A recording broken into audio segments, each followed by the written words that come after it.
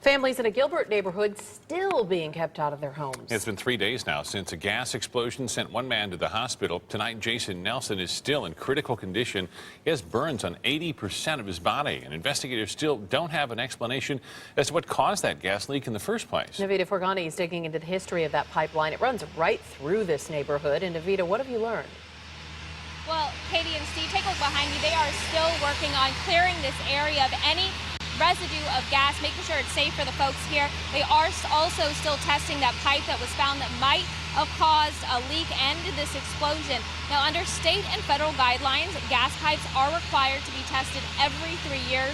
And according to Southwest Gas, this particular pipe was tested back in 2011 and nothing was found wrong. Now, it was scheduled to be retested this year, sometime this year, and I'm told that this pipe that was pulled is made out of the same type of plastic that Southwest has experienced some problems with. They have discovered some bubble formations on plastic that may have caused some flaking, and in some cases, the company has experienced leaks, and they are still investigating the condition of this pipe, so they can't say if that's the case in this situation.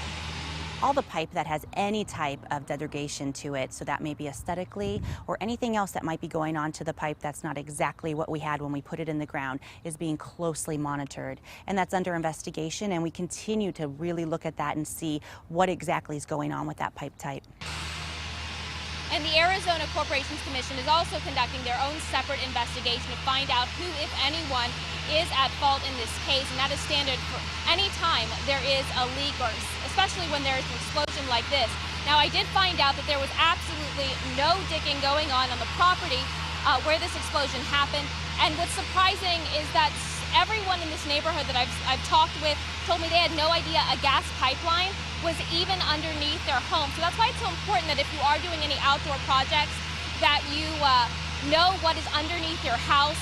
And according to Arizona law, you are required to mark all your utilities. It doesn't apply when you're using one of these small shovels, but if you're using a big shovel like this, then you need to get your stuff marked, because you could face fines up to $5,000.